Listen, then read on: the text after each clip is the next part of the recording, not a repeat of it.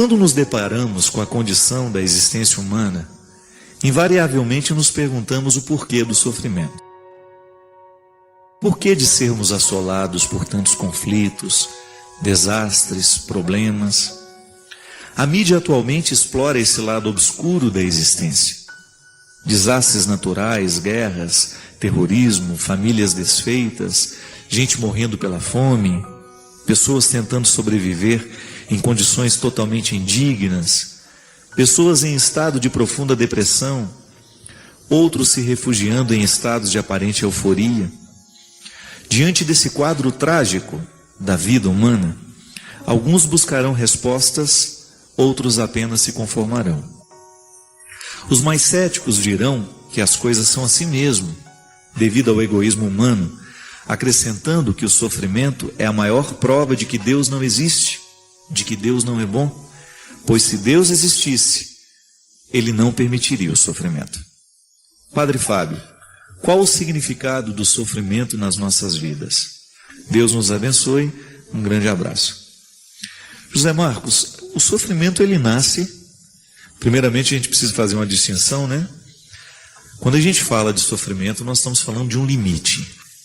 Eu posso viver esse limite na minha carne, quando eu corto o dedo, eu sinto dor. O sofrimento é físico. Quando eu quebro um osso, quando eu me corto, quando eu me machuco, eu vivo a experiência do sofrimento físico. Quando você está doente, quando a gente tem febre, né? Nós vivemos o desconforto do corpo. Isso todos nós passamos o tempo todo. Nós somos frágeis, né? E porque meu corpo é frágil, eu preciso protegê-lo. Se eu tomo muito sol, eu corro risco de ter câncer de pele. Por quê?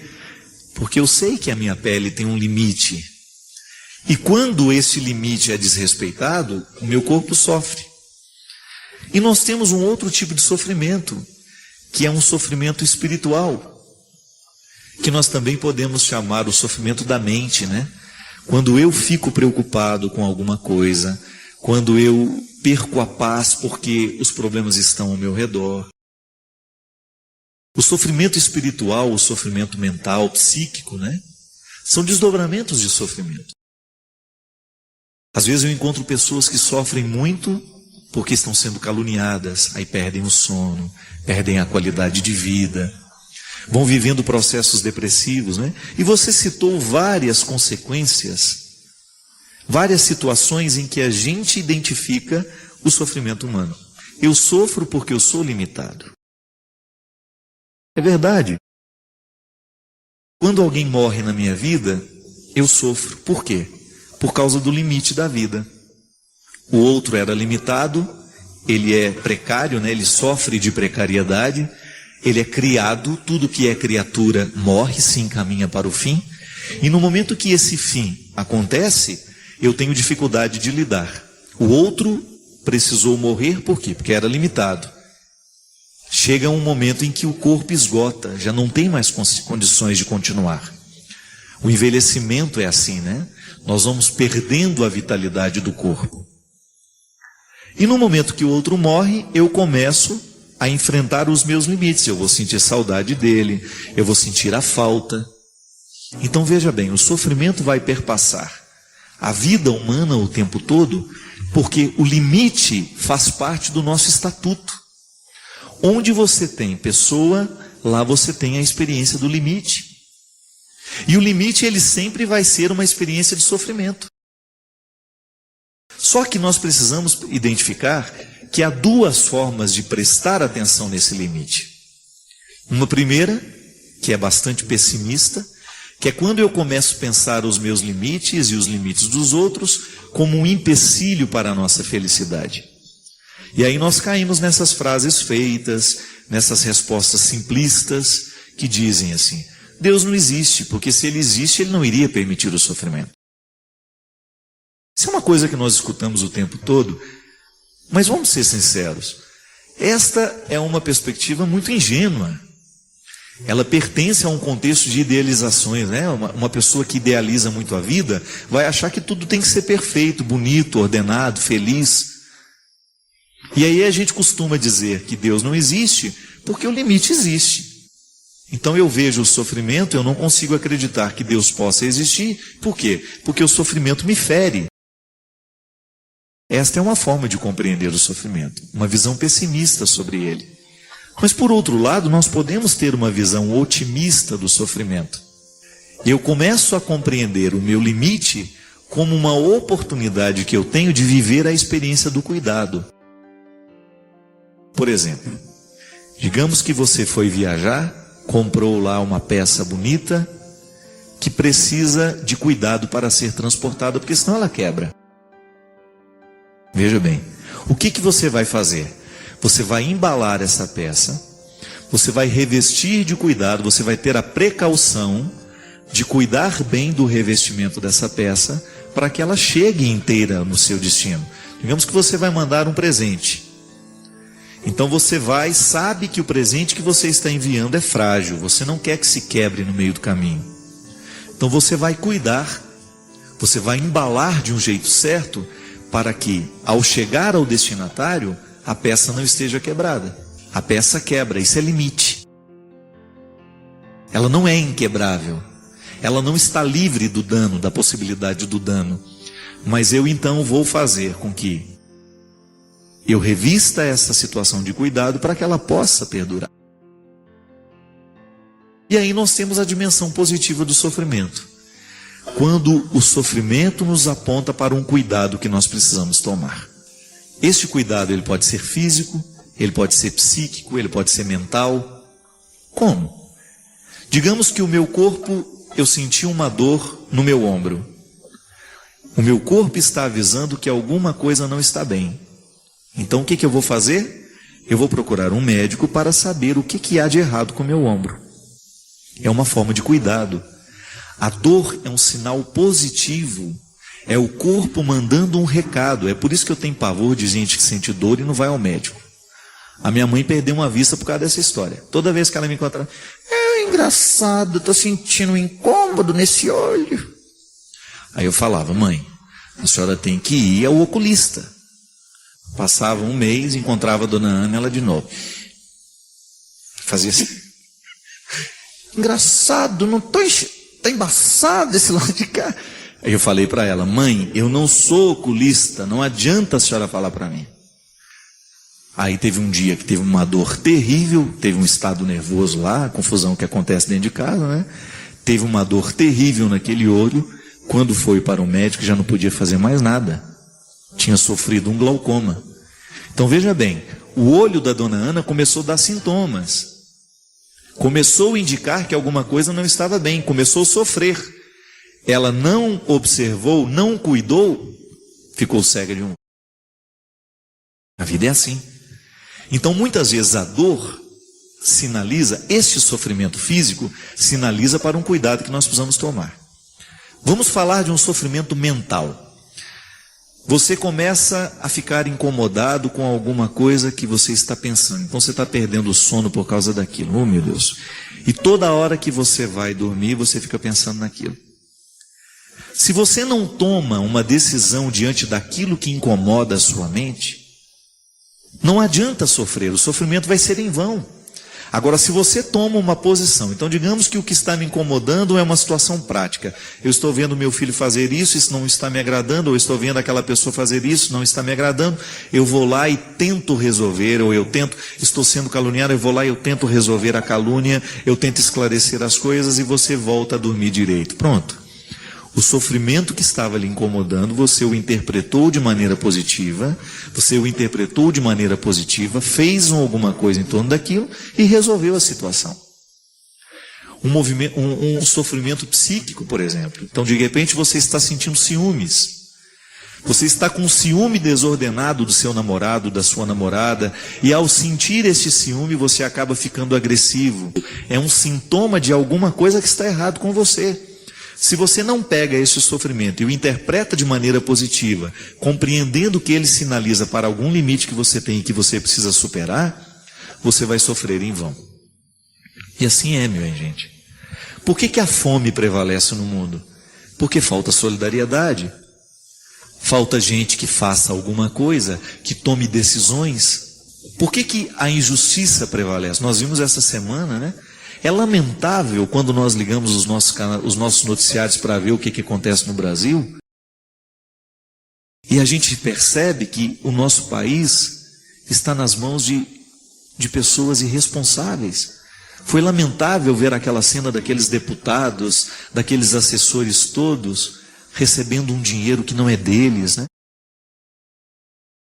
Eu não estou fazendo julgamento de uma situação, eu já estou dizendo daquilo que foi comprovado, das propinas e dos dinheiros que vão para dentro das cuecas, das meias. É lamentável. Agora veja bem, somos nós que colocamos essas pessoas no poder. Somos nós que delegamos a ela o poder de administrar os nossos estados, o nosso país, as nossas cidades. Se a gente tem um prefeito corrupto, fomos nós que elegemos esse prefeito. Aristóteles já dizia que a política é uma das expressões mais perfeitas da bondade. Mas a verdadeira política, né?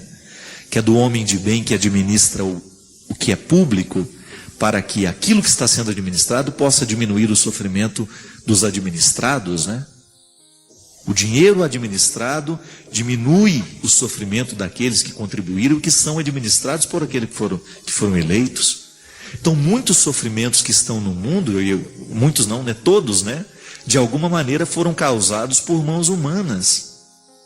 Por isso que é muito injusto a gente dizer que Deus não existe porque a gente sofre. Deus existe. Agora, o sofrimento é uma consequência das nossas escolhas erradas. Você mesmo hoje, você viveu, você saiu para trabalhar e você fez escolhas. Você alimentou os sofrimentos seus ou dos outros. Muitas vezes a nossa postura humana, minha gente, eu vejo isso em mim. O quanto que às vezes eu imponho sofrimento aos outros, por causa do meu jeito de ser. É muito triste quando a gente percebe que o nosso jeito de ser faz sofrer o outro. Injusto isso, né? É por isso que a gente precisa ter muita consciência. Será que a minha ação, a minha palavra, o meu gesto fez sofrer ou aliviou? E se a gente não toma as decisões, se a gente não muda isso, isso vai se avolumando e o mundo vai ficando cada vez pior. É a ação pensada, refletida, consciente, que é capaz de transformar as estruturas do mundo. A igreja de Cristo presente no mundo é para isso. É para fazer pensar essas estruturas, é para fazer chegar até aqueles que não conhecem a nossa palavra, aquilo que nos tornou, aquilo que nos fundamentou em questões que nós consideramos importantes. É aquilo que nos transformou o coração, né? Porque todo cristão de alguma maneira já teve o toque do Espírito. De alguma maneira já teve contato com o conteúdo da palavra de Jesus, que liberta, que transforma, que salva, que alivia os sofrimentos. É muito incoerente, né, a gente pensar que tantas injustiças estejam acontecendo em países que se dizem cristãos. É impossível admitir que se aprove leis como o aborto, por exemplo. É intrinsecamente mal. Matar alguém é intrinsecamente mal. Não tem desculpas para isso. Outro dia eu recebi um e-mail, não sei se é verdade, dizem que uma mulher apareceu no consultório de um médico e disse para ele assim: doutor, eu estou apavorada, que eu estou com um filho de 9 meses e estou grávida de novo. E eu vim aqui que eu gostaria de fazer um aborto. E disse que o médico olhou para ela e disse: ótimo, sem problema, mas então vamos fazer o seguinte: ao invés de matar a criança que está no ventre, vamos matar o outro de 9 meses. Aí ela levou um susto, né? Como, doutor? O senhor está louco? Matar o meu filho? Aí ele olhou para ela e disse: minha filha, matar o que está no ventre é a mesma coisa, você vai matar um filho também. Choca, né? Choca quando nós olhamos nos olhos e falamos: então tá bom, não mate o que está no ventre, a gente mata o que está de fora. É apenas uma maneira de mostrar o absurdo que é o aborto.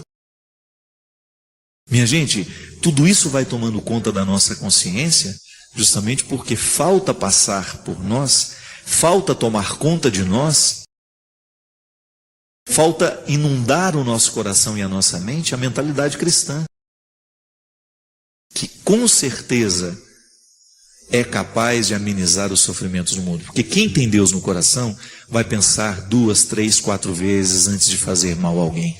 Quem tem Deus no coração vai pensar 2, 3, 4 vezes antes de falar mal de alguém, antes de difamar, antes de esparramar coisas ruins. Quem tem Deus no coração vai pensar 2 vezes antes de enganar o outro. Então é esta experiência cristã que vai fazendo com que esse significado do sofrimento possa aparecer, mas não de maneira negativa, mas de maneira positiva. O sofrimento que está no outro está também em mim. Então a gente identifica que isso é fruto de um limite e nós agimos a partir deste limite para melhorar o mundo que nós vivemos. Eu desejo que você, nas suas lutas, você tenha sempre o direito e a possibilidade de retirar os seus excessos, para você ver diante dos seus olhos a sua verdade fundamental, sem exageros, só você. E a partir disso, você reencontrar o caminho da vida. Obrigado pelo seu carinho, pela sua atenção, e que Deus abençoe muito você. Que Deus derrame sobre o seu coração, sobre a sua casa, sobre a sua vida, a disposição que caracterizou o coração de Nossa Senhora. Para que, exemplo dela, a gente também possa ser um cristão de verdade, levando sempre Jesus no colo, para apresentá-lo àqueles que ainda não o conhecem.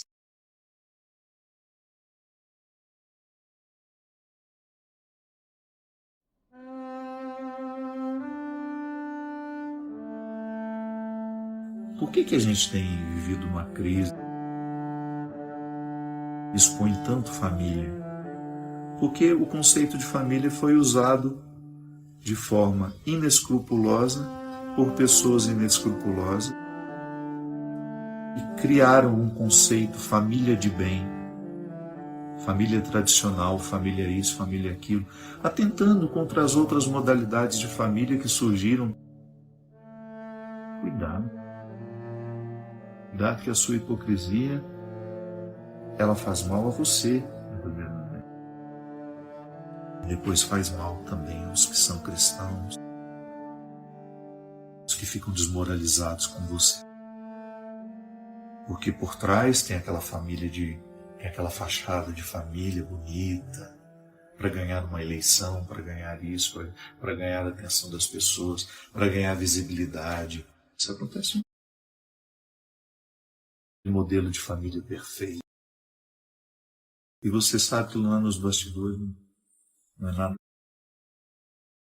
Mas vende. Mas quantas hipocrisias foram construídas ali? Você identifica que as pessoas daquela foto se traem. Marido trai mulher, mulher trai marido, filhos traem marido, pais que mentem para eles, enganam. O contexto de traição ali, eu estou dizendo que existe. Não estou falando desse ou daquele caso, não. Eu dei agora o exemplo das fotos. Claro, muitas e muitas ali são de verdade. O que eu estou dizendo é que nas redes sociais nós vendemos um conceito de família que não corresponde àquele que nós vivemos na particularidade. A gente se ama em público, mas se odeia em particular. A gente se elogia, troca elogios inúmeros nas redes sociais, mas somos incapazes de ligar, dizer alguma coisa em particular e pessoal. Então, o conceito de familiaridade precisa ser cuidado, senão se você se divorcia, volto a dizer, a obrigatoriedade do sangue escreve. A gente não está garantido só porque temos o mesmo sangue. Quantos irmãos enganando irmãos, traindo, cruel, enganando. enganando financeiramente, passando a perna. Isso é família? Eu deixo de ser no momento em que eu sou cruel com meu irmão. Eu me aparto do conceito, porque o conceito é sagrado. Por outro lado, muitas vezes nós encontramos o conceito de família entre amigos. Eu, há muito, deixei de pensar família por amigos. São as pessoas que enchem a minha vida de sentido. Família, para mim, é a oportunidade que eu tenho de sentir. Eu sou comunitário.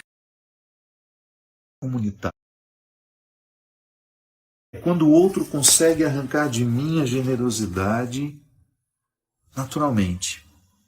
Eu sinto vontade de me dividir. Eu sinto vontade de me dividir. Eu sou naturalmente arrancado do meu egoísmo. Eu não quero isso só para mim. Eu quero dividir com você. É ali que você identifica que ama. É ali que você identifica que o conceito de família de fato fez sentido para você.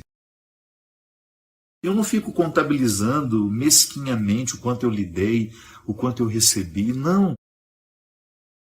É gratuito, a relação é gratuita. Ela é marcada pela generosidade, por aquilo que há de melhor, por aquilo que há de mais elevado na vida humana. E aí eu identifico, sim, isso é ser família. Às vezes não tem o mesmo sangue, na maioria das vezes é assim. A gente não tem o mesmo sangue, mas a gente se sente família um do outro.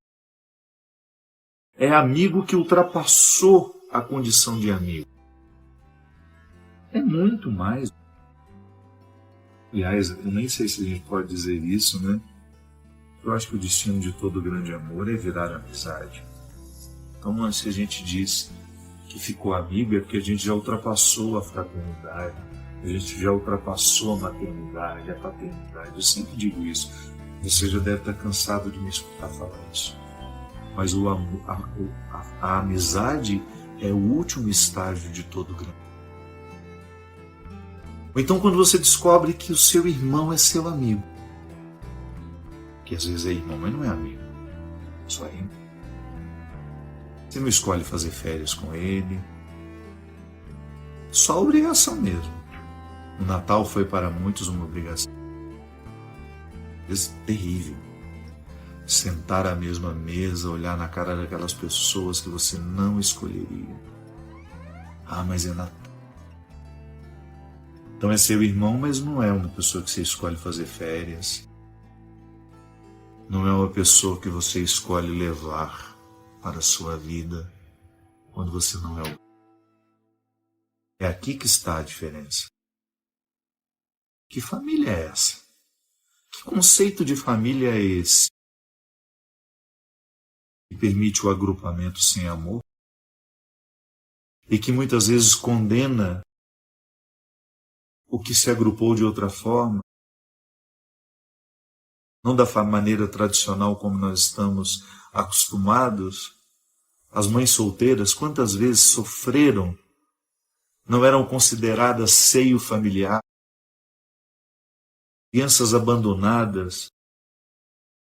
Então, houve agrupamento, mas não houve amor.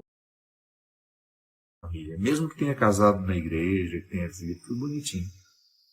A família é sagrada quando o vínculo que reúne é pautado pelo respeito, pela solidariedade. É aí que você reconhece se é cristão. É sagrada se tem esses elementos. Aí volto a dizer, é seu irmão, mas você não escolhe fazer férias. Acontece.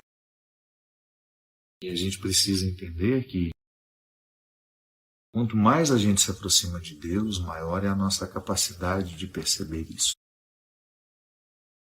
Deus vai esclarecendo a gente. Deus vai colocando a gente no lugar. Às vezes a gente tem a tentação de ficar ouvindo tudo isso e aplicar nos outros, né?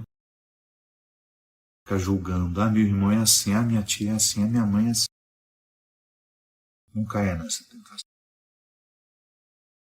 Pense no que você precisa melhorar para que o conceito de família possa receber a sua colaboração.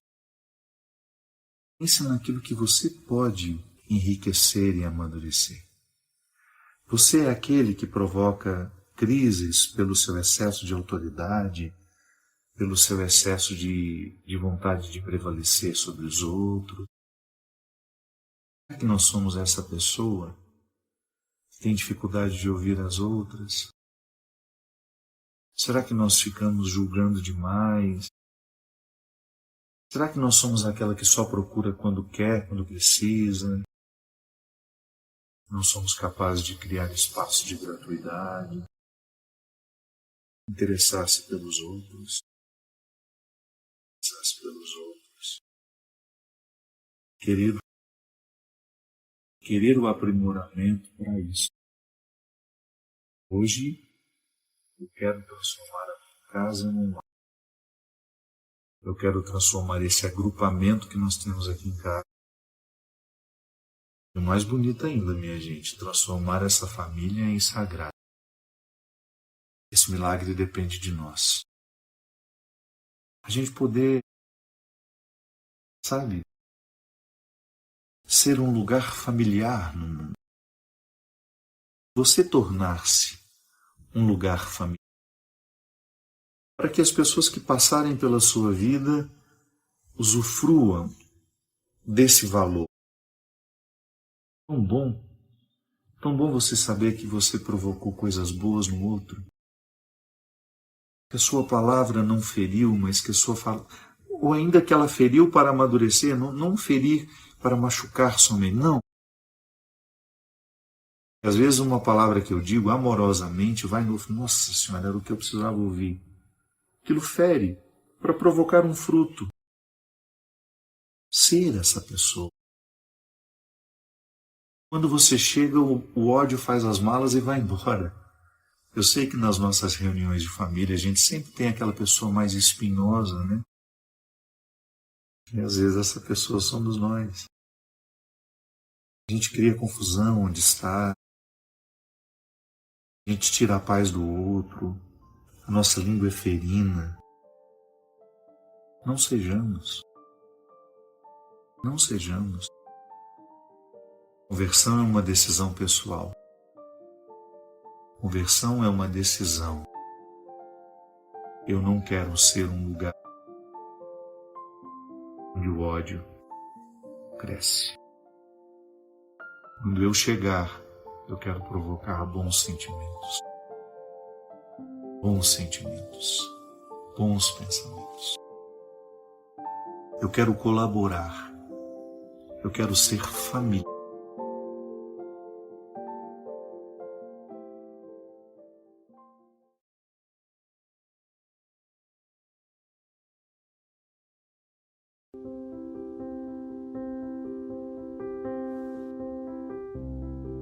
Qual é a cruz que pode me levar para o céu?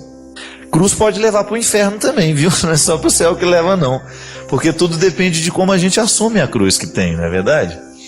Eu já vi muita gente amargurar uma vida inteira por causa da cruz que tem. E eu já vi pessoas superarem de maneira brilhante esta cruz e estabelecerem uma situação de céu. Antes de pensar o inferno e o céu como realidades escatológicas, que se darão após a nossa morte, antes de pensar do céu que eu vou ter, antes de pensar no inferno que eu posso ter depois da minha morte, eu tenho que pensar na dimensão histórica que essa escatologia me sugere. Quando eu vivo, eu crio o inferno ou eu crio o paraíso. Veja bem, quando eu escolho viver, eu escolho os sentimentos que eu vou ter, as atitudes que eu quero ter na vida, eu acabo sendo parceiro de Deus ou não, né? Então eu crio o céu ou eu crio o inferno. Então se eu tenho uma cruz, se eu estou vivendo uma dificuldade hoje, tudo vai depender de como eu administro essa cruz. Porque eu posso transformar essa cruz num estado de superação, de beleza, de beatitude, né? E aí eu descubro, naquele momento de cruz, um elemento que me transforma, e aí eu estou criando o céu na minha vida. Ou eu faço dessa cruz, transformo esta cruz num elemento de destruição para mim. Aí eu faço o inferno acontecer. Porque tudo o que me destrói como pessoa é um elemento diabólico. Todo dia nós vamos ter uma cruz para enfrentar. Todo dia nós vamos ter uma dificuldade para administrar. A vida humana é assim, minha gente. E é claro que há momentos da nossa vida que a cruz fica mais pesada. Ontem tive a oportunidade de encontrar com a Roseli Barca, que é aquela mulher que perdeu os 2 filhos únicos de uma única vez. Os 2 filhos morreram num único acidente, um momento só. A família acabou. E eu ontem encontrando com ela, né, perguntei: minha filha, aí, como é que você está, né? Como é que você está vivendo este momento? E ela me disse uma coisa muito sábia. Ela falou: padre, administrando a dor de cada dia. Não tenho como viver diferente. Só que a gente olha nos olhos da Roseli, a gente descobre que Deus está tendo a oportunidade de agir nessa dor. Ela parou de perguntar por que aconteceu, por que foi. Parou de fazer essas perguntas inférteis e começou a colher a vida. Tudo bem, meus filhos estão mortos, eu agora preciso dar conta da minha vida. Preciso dar conta do marido que ficou, da minha família que eu tenho. E o pior, minha gente, que às vezes a família desagrega ainda mais neste momento. Aí a cruz vai ficando mais pesada, por quê? A perda de 2 filhos, a perda de 2 pessoas, desestrutura tanto uma família que aquilo acaba criando problema de convivência. Ela começa a ter problema de convivência com o marido, ela começa a ter problema de convivência com a mãe, com o pai, com os irmãos. Por isso que a resposta dela é sábia. Padre, o único jeito que eu tenho de sobreviver a este acontecimento é eu administrando um dia de cada vez. E a Sagrada Escritura é muito sábia, né? Quando ela fala que para cada dia deve ter a sua história e a sua dinâmica. Há um dia para isso, um dia para aquilo. Eu não posso querer, no dia de hoje, antecipar o que será de amanhã. Eu tenho que viver hoje, minha gente. E se eu dou conta do dia de hoje, então quem sabe, dando conta do dia de hoje, eu esteja preparando melhor o dia de amanhã. Você já deve ter percebido isso. Quantas vezes a gente se perde na vida porque a gente não administra a matéria de hoje. A gente administra a preocupação que nós temos com amanhã, com depois de amanhã, com o mês que vem. Quando a gente perde uma pessoa, assim como foi no caso da Roseli, como é no caso de tantas pessoas, qual que é o grande desespero no momento da morte daquela pessoa? É que nós olhamos para aquela morte, para aquela perda, já pensando no futuro. Como é que eu vou dar conta de viver sem essa pessoa? Como é que eu vou dar conta de viver sem o meu filho? Como é que eu vou dar conta de viver sem minha mãe, sem meu pai, sem meu irmão? Se você coloca a vida inteira nessa preocupação, vai ficar realmente absurdo. O peso da cruz vai ser imenso. Se eu retiro este peso da vida toda e começo a pensar só no dia de hoje, então tá bom. Meu marido morreu, minha mãe morreu. Como é que eu vou administrar o dia de hoje? Se a gente faz assim, se a gente administra só a dor daquele momento, só a dificuldade daquele momento, e quem sabe até a alegria que porventura possa acontecer naquele dia, eu começo a equilibrar melhor dentro de mim aquele acontecimento que foi tão trágico. Eu começo a carregar o pedacinho da cruz que é para hoje. Às vezes nós não damos conta da cruz é porque a gente enxerga o peso dela todo de uma vez, e não é assim. Nós precisamos olhar para esta cruz com um pouco mais de calma. Eu preciso ter uma tranquilidade para administrar essa cruz. Eu não posso me desesperar com a cruz. Se Jesus tivesse desesperado com a cruz que deram para ele, eu tenho certeza que não passou pela cabeça de Jesus, porque Jesus era um homem de fibra. Eu não vou dar conta de chegar até o final. Ai, meu pai, eu vou ter que levar essa cruz até o Calvário. Não. Ele pensou passo por passo da cruz. E no momento que não deu conta, caiu, levantou, viveu passo por passo da cruz. A cruz que nos leva para o céu é aquela que nós administramos parte por parte. É como se você olha para um lugar que está pegando fogo e você fica desesperado porque você tem que sair dali. Como é que você vai sair dali? Administrando o fogo todo? Não. Você vai administrar o pequeno detalhe onde não há fogo. E é ali que você vai buscar a saída. Se você olha para a casa toda pegando fogo e se desespera, você vai morrer queimado lá dentro. Agora, se você olha para a casa toda pegando fogo, procura manter a calma e observa os detalhes do fogo, você vai ver que há lugares para você sair. E esta cruz nos leva para o céu, sabe por quê? Porque ela não gera desespero, ela gera sofrimento. Não há cruz que não tenha sofrimento, minha gente. Isso é ilusão da nossa parte, pensar que nós vamos passar pela cruz sem sofrer. Se é cruz, é sofrimento.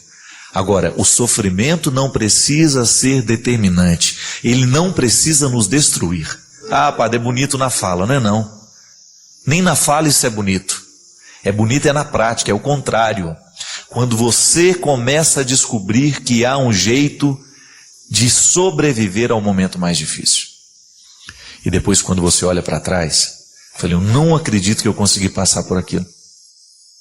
E aí você agradece a Deus porque você sabe que aquele momento de dificuldade, porque foi bem administrado, gerou um crescimento maravilhoso dentro de você. Isso é céu, isso é paraíso, isso é superação. Se você não se desespera diante do sofrimento e você o encara com maturidade, você vai extrair dele todo o ensinamento que ele tem. Eu tenho certeza absoluta disso. Fala a partir do que eu já vivi, do que eu experimento, do que eu vivo ainda hoje e de tudo aquilo que Deus já me deu a oportunidade de ver, minha gente. O seara do sofrimento no mundo é grande. E o meu trabalho me permite entrar nestes searas, conhecer estes sofrimentos de perto. Como padre, eu vejo o avesso. Eu tenho acesso aos bastidores da humanidade o tempo todo. E o que eu vejo? E ali me surpreendo. As pessoas mais interessantes que eu encontrei nessa vida são pessoas que sofreram muito, mas sofreram de um jeito certo. E as pessoas, as piores que eu encontrei, é duro usar esse termo, mas as pessoas mais maldosas, as mais rancorosas, as mais amargas, são aquelas que sofreram demais e não souberam administrar os seus sofrimentos. Foram pessoas que passaram por processos muito duros de sofrimentos e que não tiveram condições de administrar. Aí devolvem para o mundo essa desgraça toda que um dia foi pequenininha dentro do coração deles, mas que cresceu. Ninguém é por acaso não, minha gente. Nenhum ser humano é incoerente. Ele sempre age de acordo com uma história que ele está tendo. Eu que estou de fora posso até perceber a incoerência e posso até alertá-lo para isso. Mas ele está agindo de acordo com uma história que ele teve. É por isso que Deus precisa entrar nesse processo para nos ajudar a organizar esse passado. A cruz muitas vezes entrou na vida daquela pessoa e foi causa de destruição. Por quê? Porque ela não soube administrar. É por isso que a gente precisa ter muito cuidado, né? Qual é a dor que hoje a gente enfrenta? Qual é a dificuldade que hoje está batendo na porta da nossa vida? E o que é que nós estamos fazendo com essa dor, com esse sofrimento? Porque aquilo que a gente vai ser no futuro, aquilo que a gente vai ser amanhã, depende do trabalho que nós estamos realizando, fazendo com a dor que hoje a gente tem. E eu tive aqui um contato hoje com uma pessoa que entrou em contato, ela não quer ser identificada, e ela tem um questionamento a respeito do suicídio. Ela me diz, padre, o senhor acha que uma pessoa que cometeu suicídio cumpriu a vontade de Deus? Deus permite tudo isso, padre? Posso acreditar na salvação da alma de uma pessoa que retirou a própria vida? Minha irmã se suicidou quando tinha 30 anos. A irmã que suicidou, tinha 30 anos. Era funcionária pública e não tinha nenhum problema financeiro, era solteira e tinha depressão. E antes de suicidar, ela esteve na Canção Nova, venceu muitas barreiras, mas logo depois se matou. E quem está escrevendo, ela diz assim, padre, eu rezo, faço muitas orações, pois eu mesma estou muito bloqueada após a morte da minha irmã. Eu não consigo superar tudo o que aconteceu. Não consigo falar muito sobre o assunto, choro demais e não estou aceitando o acontecimento. e tenho muitas dúvidas sobre a salvação da alma da minha irmã. Desculpa, o irmão é homem. Ele deixou uma carta dizendo que estava fazendo isso e que era para eu cuidar da nossa família. É realmente um baque muito triste, né? O suicídio, ele gera na família essa dúvida cruel. Porque nós crescemos ouvindo, né, que toda pessoa que retira a sua própria vida não tem salvação. Por outro lado, minha gente, nós precisamos tomar uma distância de tudo isso que nós já ouvimos e escutar um pouco a psicologia também. Uma pessoa, quando comete um suicídio, ela pode estar fora de si, ela pode estar fora da liberdade, porque a igreja nos ensina coisas muito preciosas que a gente precisa considerar. Por exemplo, a igreja diz que é pecado quando existe a concessão, a liberdade. Então, se uma pessoa não tem o conhecimento de que aquilo é um pecado, eu não posso imputar uma culpa naquela pessoa. Ela desconhecia o fato de ser pecado. Isso é ausência de conhecimento. E a igreja também considera que, para haver pecado, é preciso ter liberdade. E aí a reflexão é muito ampla. Nós não podemos ser simplistas. Quando é que você é livre, por exemplo? Quando é que eu sou livre para agir? A psicologia nos ensina, nos ajuda a entender o contexto da liberdade humana, nos dizendo que uma ação para ser livre, eu preciso estar em plena posse de todos os meus recursos humanos para deliberar, isso é, para realizar aquilo e ter uma responsabilidade sobre aquilo que eu faço. Um exemplo muito simples. Uma pessoa usa drogas. Ela é livre para começar. Agora eu pergunto, ela é livre para sair? Boa pergunta, né? Ela é livre para começar. Ela é livre para sair? É aí que está a grande questão. Quando você tem um processo vicioso, o que o vício vai fazendo com a pessoa? Vai retirando a capacidade de decidir. Então você vai perdendo a liberdade. E é por isso que Jesus era muito sábio quando ele quando ele tinha a oportunidade, porque querer ele quer sempre, quando ele tinha a oportunidade de interferir na vida das pessoas. O que ele fazia? Ele provocava naquelas pessoas uma reflexão sobre a liberdade. Se quiseres, é sempre uma proposta. É sempre uma palavra que vai desencadear a capacidade de decidir, ou então acordar nos que estavam esquecidos a capacidade de ser livre. Porque a gênese de muita infelicidade humana está ali, quando nós perdemos a liberdade. A psicologia fala que para uma pessoa, e a medicina também, que o suicídio, uma pessoa para suicidar-se, ela tem que estar zerada de serotonina. É o fundo do fundo do fundo do fundo do fundo, é o último degrau da depressão. Porque o que é a depressão? Você já deve ter me escutado falar aqui. Muitas depressões, elas são desequilíbrios químicos. A tristeza, gente, ela é química, ela pode ser medida nos laboratórios. Você tem ali uma baixa de substâncias que vão provocar a tristeza, o desânimo. E hoje, graças a Deus, nós temos tratamentos químicos. O médico dá um remedinho para a gente, por um período, para você reequilibrar a sua saúde psíquica, para você voltar a ter alegria. Aí você tem também a ajuda da alimentação. Nós já trouxemos aqui a doutora Gisela Savioli, uma mulher muito sábia, que em muitos momentos nos auxiliou a equilibrar a nossa alegria com a nossa alimentação. A atividade física. Hoje uma amiga minha, né, a Lourdinha, que está me visitando, falou assim, engraçado, eu sinto falta da caminhada que eu faço todos os dias. Será que eu estou viciada? Tá, um bom vício. O seu organismo acostumou-se com o bem-estar e ele recebe toda vez que você faz uma atividade física. porque ele desperta, o organismo é estimulado a produzir a química do bendito bem-estar, gente.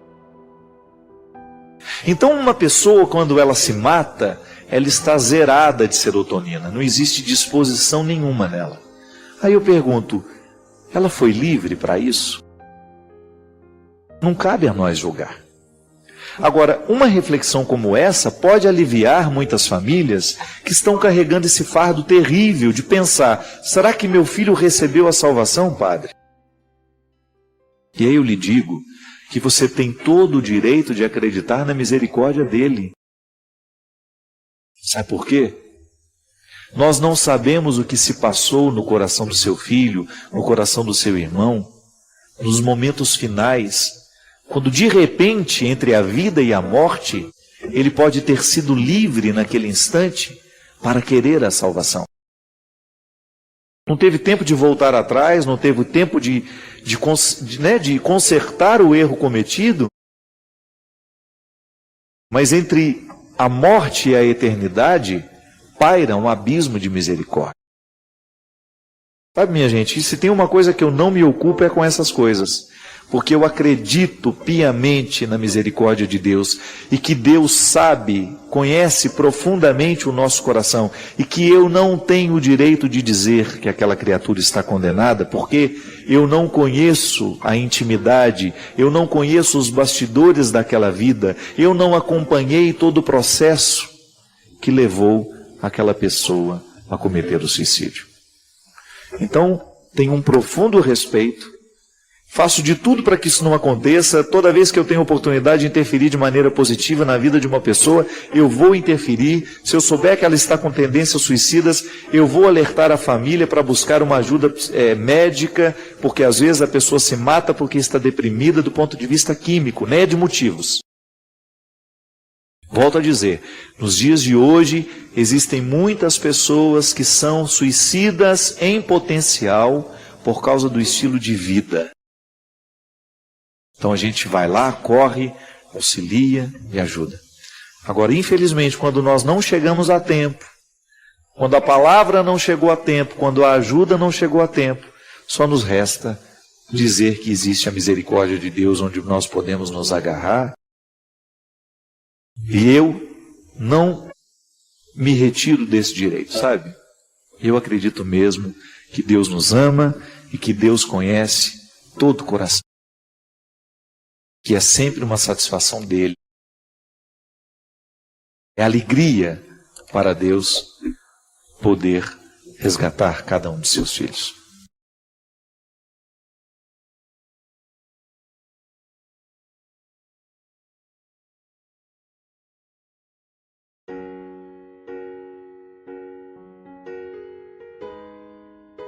O que é um medo espiritual?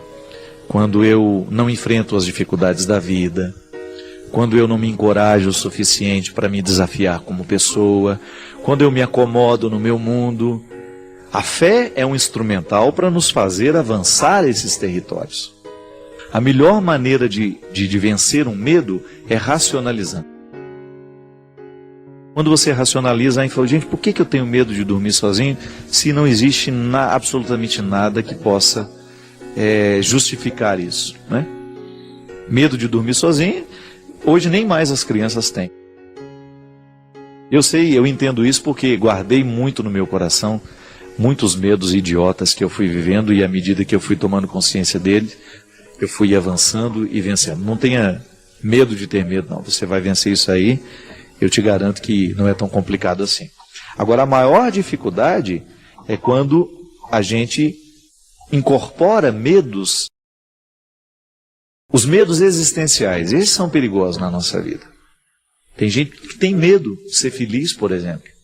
Por quê? Por causa dos inúmeros entraves que traz dentro do coração, de situações difíceis que não foram bem resolvidas, né? É aquela velha história. A mulher foi traída pelo namorado, aí o namoro não deu certo, acabou por causa daquela traição. Ela vai levar dentro do coração o resto da vida o medo de ser traída. Então dificilmente ela vai estabelecer um outro relacionamento saudável, porque ela vai ficar sempre desconfiada. Ela vai querer ser possessiva, porque foi traída um dia, vai trabalhar sempre com a possibilidade de ser traída de novo. Gera uma insegurança. E esse é um problema muito sério. Tem gente que vai enraizando esses medos dentro de si e depois vai se transformando neles. Aí é aquela pessoa que tem medo da vida, tem medo de tentar, tem medo de ir adiante, de ir além. Eu acompanho de perto um processo assim de uma amiga minha que foi, durante muito tempo, refém dos próprios medos. E como é que ela se justificava? Cuidando da mãe. Então ela não viajava sozinha, porque a mãe não queria. Mas no fundo era ela que tinha medo.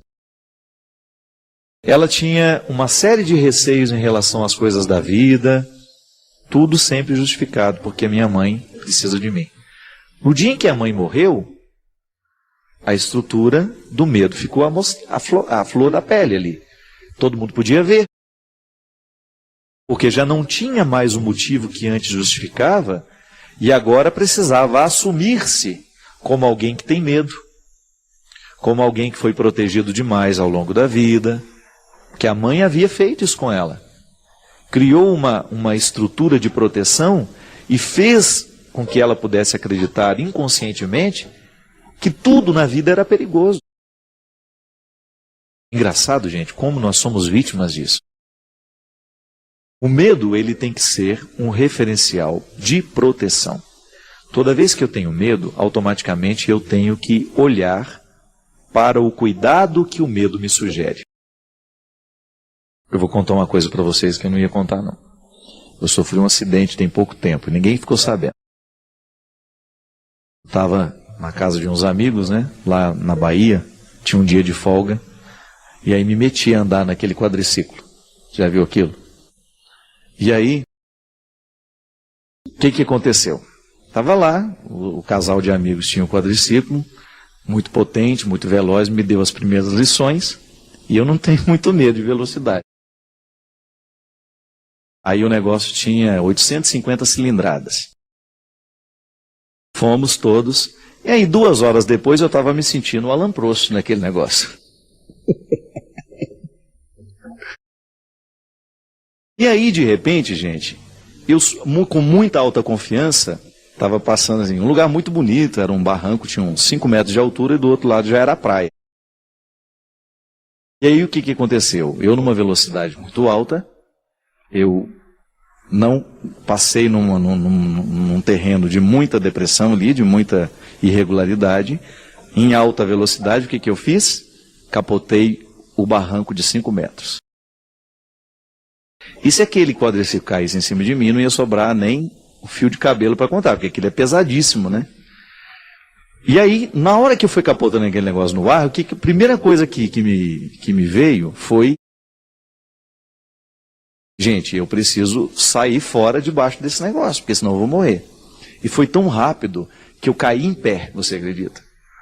Eu dei a reviravolta no ar, o quadriciclo capotou no ar, e eu caí em pezinho, ainda tive o cuidado de dobrar um pouquinho o joelho para não danificar.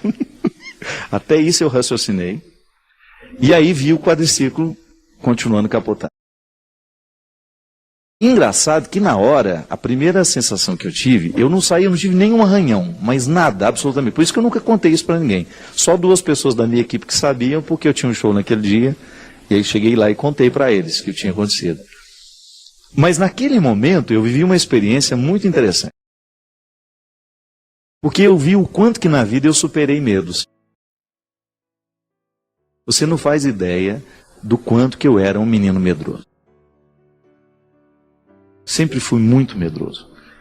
E naquele momento daquela capotagem, eu agi com muita coragem, porque eu tive tempo de pensar em tudo. Uma fração de segundo, e protegido pela bênção de Deus ali me segurando na hora, né? Porque eu também não posso dizer, eu tenho certeza absoluta que foi Deus que me protegeu naquele momento, mas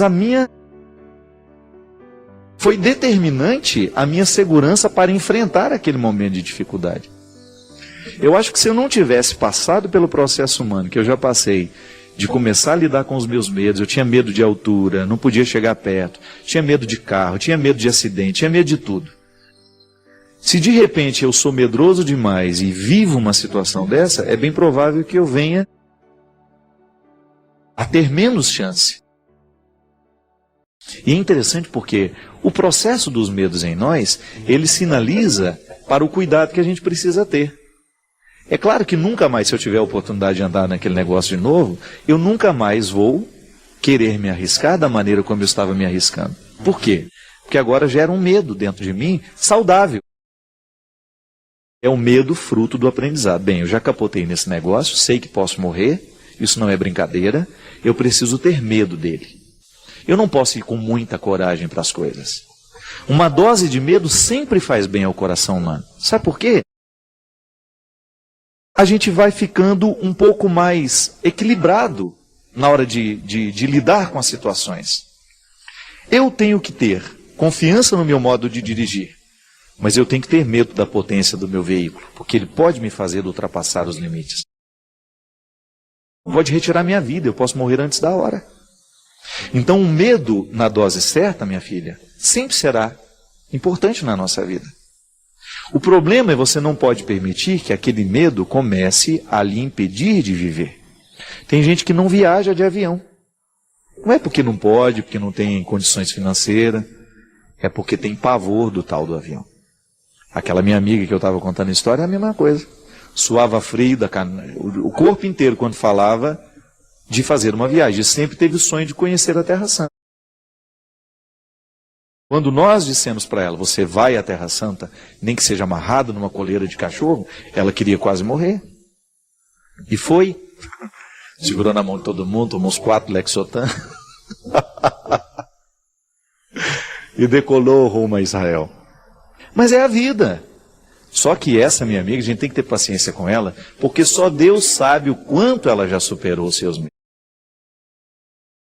Você também tem os seus medos que você pode. Faça uma lista de todos os medos que você já teve na vida.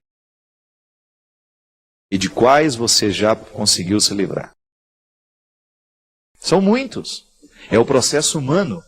A autoconfiança, mas você saiba disso. O medo, na sua dose certa, ele só faz bem, porque ele faz parte do nosso instinto de proteção. Se eu tiver que desabar de novo de um barranco de 5 metros de altura, eu não quero mais. Então vou ter um pouco mais de respeito com aquele veículo que eu sei que ele é poderoso. Não é assim? Então não tenha muito receio para lidar com tudo isso. E à medida que você vai riscando os medos, você vai se transformando numa pessoa onde Deus tem mais oportunidade.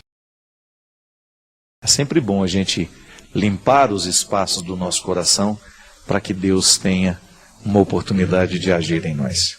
É sempre muito bom a gente dar a Deus essa parte. Senhor, trabalha no meu coração hoje aqui porque eu quero ser um homem mais livre.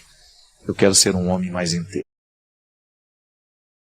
É o que eu desejo a você, viu? Que você não tenha medo da vida. Que de vez em quando o seu coração sinta medo, mas que esse medo sirva para você se proteger, não para lhe paralisar. Não permita que os medos lhe paralisem. Não permita que os medos apaguem a luz dos seus olhos. E eu desejo que a força do coração de Deus possa estar sempre presente com você, lhe concedendo o dom da fé, lhe concedendo o dom do discernimento e o equilíbrio, tão necessário para que a vida seja melhor e mais feliz. O Senhor esteja convosco. Ele está no meio de nós. Derrame sobre todos nós a bênção do Deus Todo-Poderoso, Pai, Filho e Espírito Santo. E durante o meu período de adoecimento, para vocês terem uma ideia, ele é um resultado que eu fui construindo, né? Ninguém fica doente da noite para o dia, ninguém fica com síndrome do pânico da noite para o dia, ninguém fica com medo das pessoas da noite para o dia, ninguém fica deprimido da noite para o dia. E eu me lembro que o meu primeiro sinal foi justamente na estrada, uma dificuldade que eu estava enorme, gente. Vocês não sabem como era penoso quando eu ia chegando ao local do evento. quando eu tinha que descer da van, quando eu tinha que encontrar as pessoas. Era uma coisa que não estava no meu controle, sabe? Quem teve síndrome do pânico, quem teve depressão sabe. Não é uma coisa que você controla, que você decide racionalmente. Eu vou viver esse momento e vai ser tudo tranquilo. Não é. Definitivamente não é. E aquilo que antes para mim era uma fonte de tanto prazer, de tanta alegria, de tanta satisfação, de repente deixou de ser. Aí eu comecei a fazer uma retomada, né? Pra vocês terem uma ideia, quando eu lancei o meu CD, eu tive uma época em que eu tinha 25, 26 shows por mês. Às vezes eu ia em casa uma vez a cada 2 meses para trocar de mala. E nenhuma saúde aguenta isso, né? Sobretudo quando você tem uma natureza que pede a quietude. Eu sempre fui assim. Pode não parecer, mas eu sou tímido, muito tímido. Eu enfrento bem. Por exemplo, vou ter que falar para 1 milhão de pessoas. Nem frio na barriga me dá. Eu sou tímido nas relações interpessoais, sabe? Se eu chegar assim numa sala que tenham 6 pessoas, eu fico tímido. Eu não tenho timidez com a multidão, eu tenho timidez assim, no dia a dia. Fico extremamente constrangido quando as pessoas me abordam para tirar foto e eu sei que as pessoas estão olhando ao redor. Tudo isso me faz ficar muito constrangido. Então, eu tenho uma natureza melancólica, a melancolia sempre fez parte da minha vida. Sempre fui um menino triste, digamos assim, né? Não de tristeza, que vida infeliz que eu tenho. Não é disso não. É de uma coisa que eu tenho dentro de mim, que eu não sei de onde nasce, que acaba me identificando muito com tudo aquilo que é naturalmente melancólico, né? Então eu sempre fui assim. Então de repente eu estava num vai e vem interminável, né? Que não tinha fim nunca. Eu ficava naquele vai e vem, uma vida muito diferente da vida que eu sempre tive. Eu me afastei muito das minhas origens, das minhas raízes. Essa vida de muita evidência, ela tem tanto prejuízo para a gente, você não pode imaginar. Eu que sempre gostei de estar no meio do povo, com as pessoas. O que mais me fez querer ser padre foi isso. A oportunidade de ouvir as pessoas. Estar com elas. E eu sempre quis oferecer aos outros aquilo que eu gostava de receber. Eu acho que esse é um princípio tão honesto, sabe? Quando você descobre que você gostaria de tratar as pessoas como você gostaria de ser tratado. Tantas vezes na minha vida eu precisei ser ouvido e não fui. Em muitos momentos da minha vida eu queria ser ouvido por alguém. Eu queria receber uma palavra que abrisse os meus horizontes, que me ajudasse a pensar diferente. E eu não tive. Eu quis ser padre para isso. Eu quis ser padre para poder oferecer às pessoas aquilo que eu gostaria de receber. Nós somos tão necessitados de alguém que nos discute, né? Sem julgamentos, sem expectativas. Alguém que só escute o que a gente tem a dizer. Alguém que nos coloque no colo com a palavra, com o olhar. Eu sinto que eu fiz muito isso. Esse eu acho que é um dom que Deus me deu. Eu levo muito a sério, que é a oportunidade que eu tenho de colocar as pessoas no colo com o meu olhar, com a minha palavra. Eu tenho muitos defeitos, muitos. Mas eu tenho uma capacidade, assim, quase que natural em mim, sabe? De acolher as pessoas. Eu não tenho medo de gente. Então, de repente eu me percebi padre, aquilo que eu sempre quis ser padre, desde menininho. E aí, de repente, eu me vi um padre conhecido, famoso, sem direito de fazer aquilo que eu tanto gostava. E eu fui protelando, sabe? Eu fui deixando de tomar a decisão. eu fui deixando de fazer o que precisava ser feito, eu fui entrando dentro de um rolo compressor que foi triturando muita coisa dentro de mim. E muito da minha essência ficou ofuscada. Nada pode nos tornar mais infelizes, minha gente, do que quando a nossa essência não é respeitada. Quando aquilo que é verdadeiro em nós não tem o seu devido espaço. Por mais que você esteja aparentemente feliz, realizado, lá dentro de nós, vai se criando um espaço como se a consistência fosse acabando, sabe? Como se você mesmo minasse os alicerces da sua casa. É igual uma parede de cimento, por mais sólida que ela seja, se há um vazamento, uma infiltração, um dia essa parede cai. Mesmo que ela tenha sido erguida a partir de cimento, argamassa, tudo isso. Quando a nossa essência não é respeitada, nós criamos um espaço de fragilidade muito grande. Uma fragilidade que vai contar. Um dia vai gritar. Um dia vai fazer muito, muito barulho dentro de nós. E foi justamente isso. Foi justamente isso que aconteceu comigo.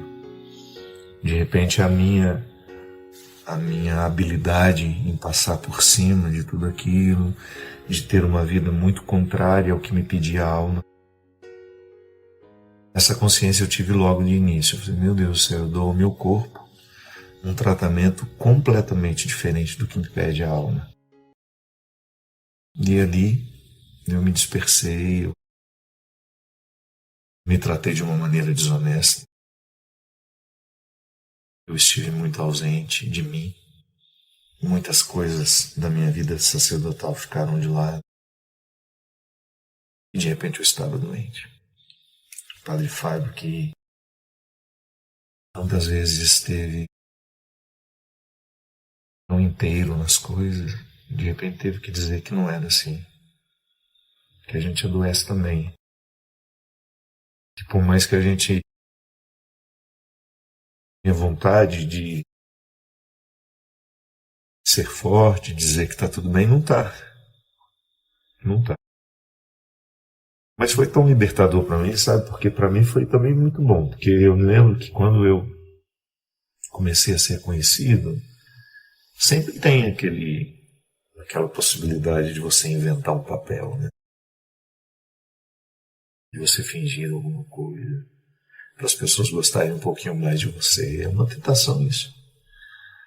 E eu pensei na hora e falei, quando surgiu a primeira oportunidade de ir fora dos muros da igreja católica,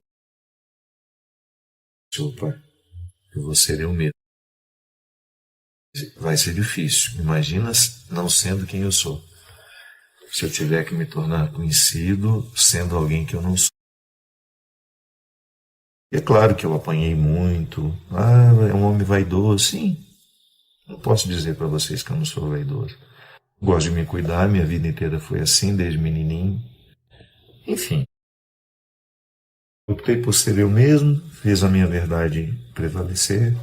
E graças a Deus eu sempre encontrei gente muito generosa, gente muito misericordiosa, que trabalha comigo, que me estende a mão, que não me condena. E é por isso que eu gosto de ser assim, sabe? Não faz sentido eu ser o padre. Primeiro porque eu acredito num Deus que me dá a oportunidade todo dia de me refazer, de me corrigir, de entender o meu mecanismo, de não me desprezar por isso, de não me jogar fora por causa dos erros que eu cometo. Eu acredito nesse Deus manifestado em Jesus que tem um carinho enorme pelos mais frágeis. Um Deus misericordioso que tem uma capacidade enorme de acolher os que a gente geralmente não acolhe. Então não poderia ser diferente o meu olhar. Não poderia ser diferente a minha presença na vida das pessoas.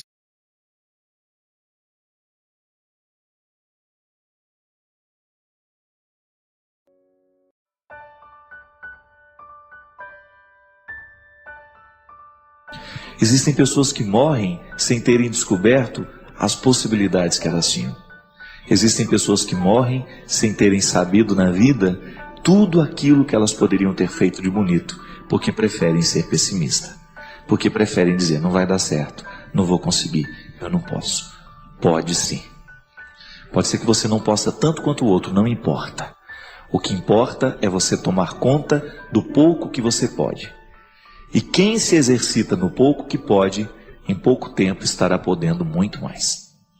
É isso que vai multiplicando a gente. O pouco que eu podia hoje, eu aproveitei bem, e isso me dá a possibilidade de ter muito mais no dia de amanhã. Eu preciso me encorajar para a coragem o tempo todo.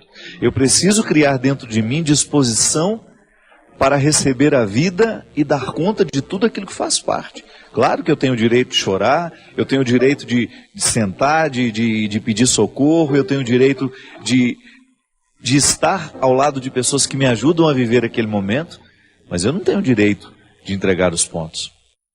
Enquanto a gente viver, essa vida pode ser boa, mesmo a gente tendo sofrimento. Né? Não é bom pensar assim?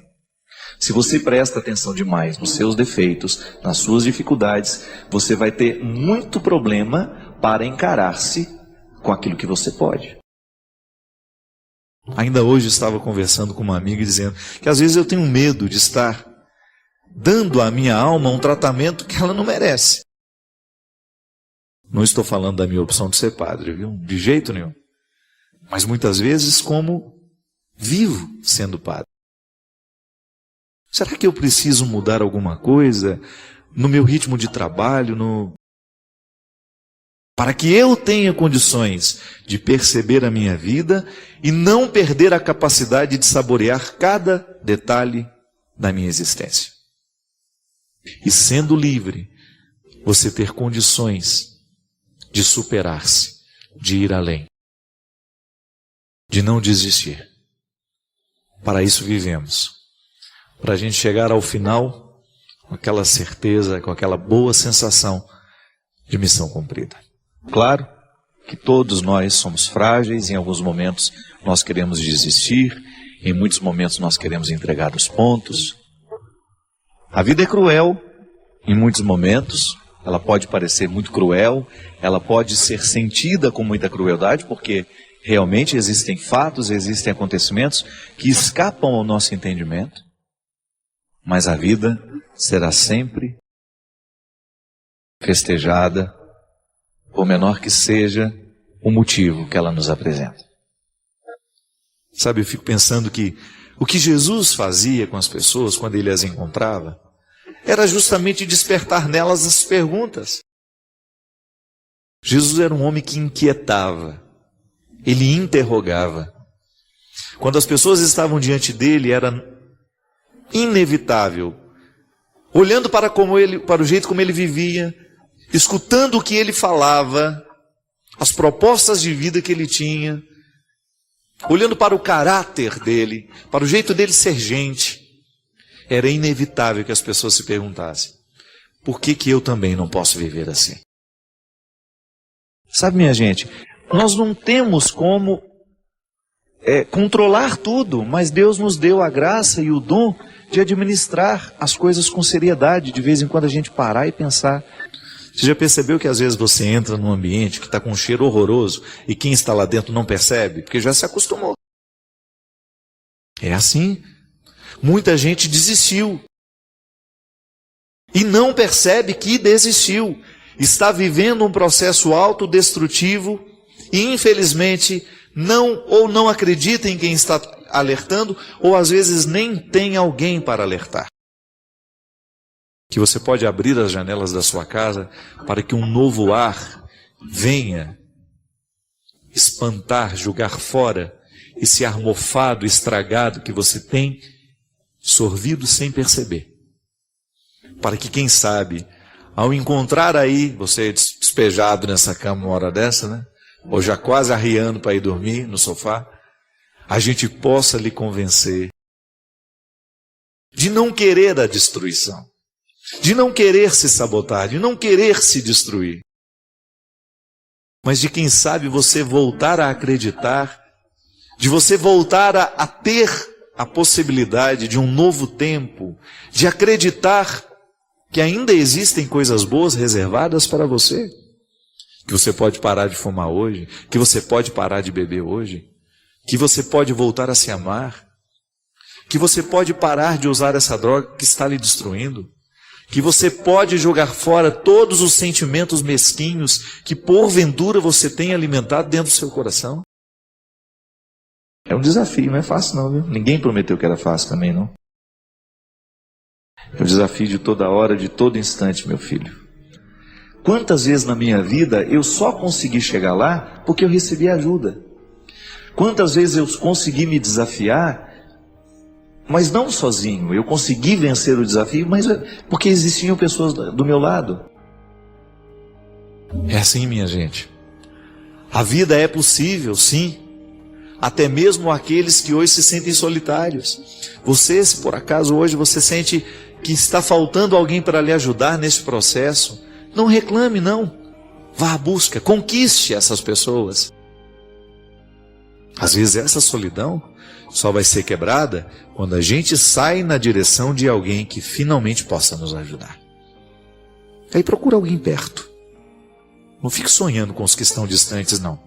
Ah, eu quero ser amigo do fulano de tal. Você nunca encontrou com ele. Ah, eu quero ser amigo do Antônio Fagundes. Eu acho que eu vou lá para desabafar os meus problemas com ele. Me identifico muito com a arte dele. Não. Você vai encontrar ao seu redor. A amizade tem que ser possível. É de gente que esteja próxima a você, que conheça a sua história e que tenha, ou então que tenha disposição de participar da sua história de um jeito efetivo. Eu não tenho ninguém, mas não vou fazer disso um estado de vítima. Eu vou à busca de alguém que tenha condições de fazer por mim o que sozinho eu não posso. Eu gosto de dizer isso sempre, porque para mim não existe uma maneira mais eficaz de você avançar senão por meio do empenho. Então, por exemplo, você ter um compromisso com você. Coisas simples, pequenas, de agregar, de você se tornar cada dia melhor. Uma palavra nova por dia, por exemplo. É um bom maneira de começar a crescer. Ah, eu não posso fazer um curso, eu ainda não tenho dinheiro para estudar, para fazer isso, mas você pode aprender uma palavra nova por dia.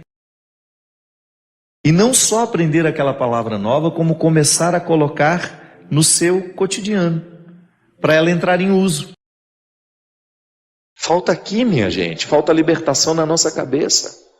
Nós muitas vezes somos escravos dos nossos preconceitos, nós somos escravos das nossas arrogâncias, porque nos falta a mentalidade de Jesus em nós, o tempo todo aqui, ó. Quando você pega os evangelhos, quando você vai ver onde Jesus viveu, com quem ele viveu, quem ele escolheu para estar ao lado dele, os miseráveis, os pecadores, Jesus não teve problema com os pecadores, Jesus teve problema com os religiosos do seu tempo. Por quê? Porque estavam os religiosos do seu tempo escravizados pela lei.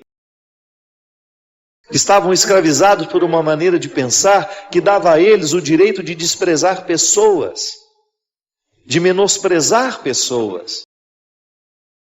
Não é possível admitir um discurso religioso que me dê o direito de desprezar um irmão, por mais errado que ele esteja vivendo. Se ele ama o fraco, ama também a mim e a você. Se ele encontra quem está perdido, como encontrou Madalena, como encontrou Zaqueu, como encontrou João. Se ele tem facilidade de reconhecer quem está necessitado de reencontrar o caminho, ele pode fazer esse milagre sim na nossa vida. Por isso ninguém deve ser olhado com desprezo. Ninguém. Por isso nós não temos o direito de olhar para ninguém, menosprezando ou considerando o outro inferior a nós. Porque aquele que está mais perdido e que muitas vezes pode nos envergonhar é o que realmente está sendo tocado e necessitado. Se ele encontra o fraco, então me encontra também. Porque eu sou fraco. Se Jesus encontrava e fazia questão de identificar no meio da multidão os mais necessitados, sabe, eu fico pensando como eu preciso aprender a ser como Jesus assim.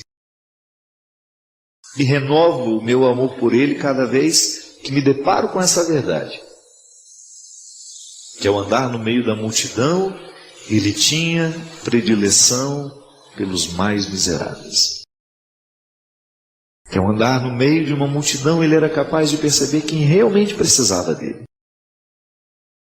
Quem não estava ali só para cumprir um papel ou para bajulá-lo. Identificar no meio de tanta gente que faz barulho, aquele que mais necessita do seu silêncio e da sua presença.